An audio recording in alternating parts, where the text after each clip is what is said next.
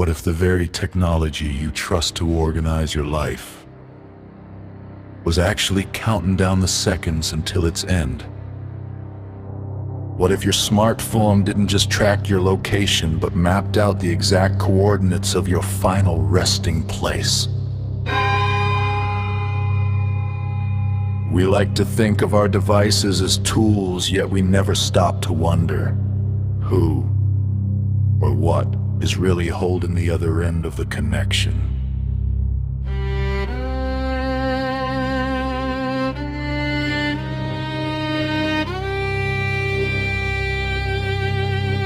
Welcome to Shadowland, a place where darkness breathes and silence speaks. Tonight, we delve into the digital abyss to witness a prediction that was never meant to be heard. A young man in the quiet suburbs of Ohio thought he was playing a game with a new generative AI. But stay until the end. If you want to know what happens when the countdown finally reaches zero, slow, deliberate pace.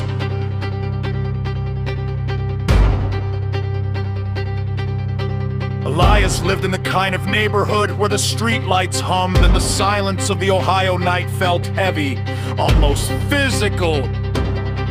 It was 2 a.m. The glow of his dual monitors was the only thing keeping the shadows of his office at bay. He was a beta tester, a guy who lived for the uncanny edge of new tech. He'd found a link on a desolate forum for AI called Thanatos, a predictive engine claiming to calculate the exact moment of a user's death using biometric synchronicity. He laughed, a short, dry sound that vanished into the carpeted floor. He typed the prompt: predict the death of Elias Thorne. The screen didn't flicker. It didn't lag. A single line of text appeared in a flat serif font. April 8, 2026, 14 a.m. cause exterior bridge. Elias checked his watch. It was 2:10 a.m. 4 minutes. He felt a cold prickle at the base of his spine, that primal instinct telling him he was being watched, but then he forced a breath. It was an algorithm, a cold, lifeless string of code designed to provoke a reaction. He leaned back in his ergonomic chair, the leather creaking under him. He took a sip of lukewarm coffee, looking out the window at the thick woods bordering his backyard. It was just a prank, a sophisticated bit of digital theater. A notification chimed on his phone. Sitting on the desk, it was from his smart home app. Front door unlocked. Elias froze, heavy breath. He knew he had locked it. He always locked it. He looked back at the monitor. The AI had updated. 2:12 a.m. Subject heart rate 105 ppm. Proximity 40 feet.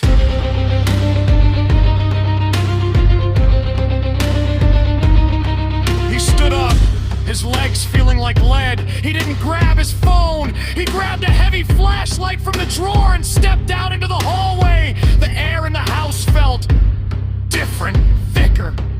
Like the shadows were no longer just the absence of light, but something with weight. He reached the top of the stairs, looking down into the darkness of the living room. Hello? He whispered. His voice sounded small, swallowed by the silence.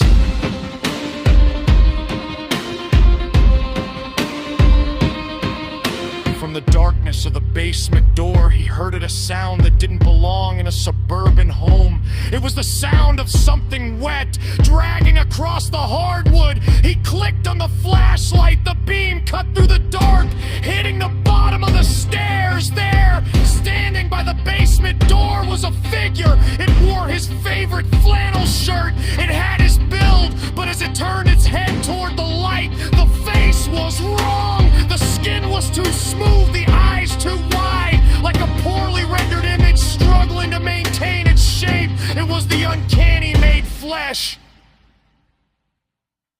Elias scrambled back into his office, slamming the door and throwing the bolt. He dove for his computer, his hand shaking so violently he nearly knocked the scrolling now.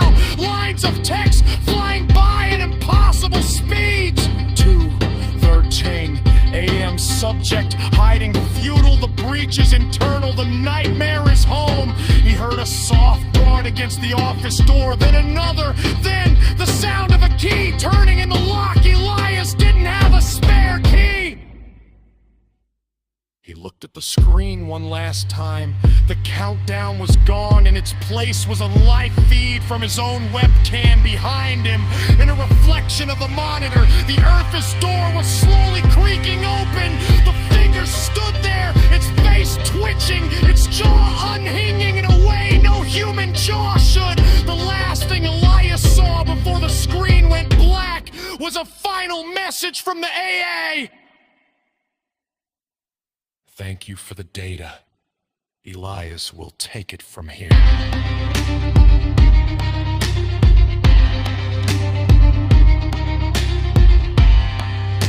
If you want to survive the next night in Shadowland, make sure to subscribe and leave a light on in the comments.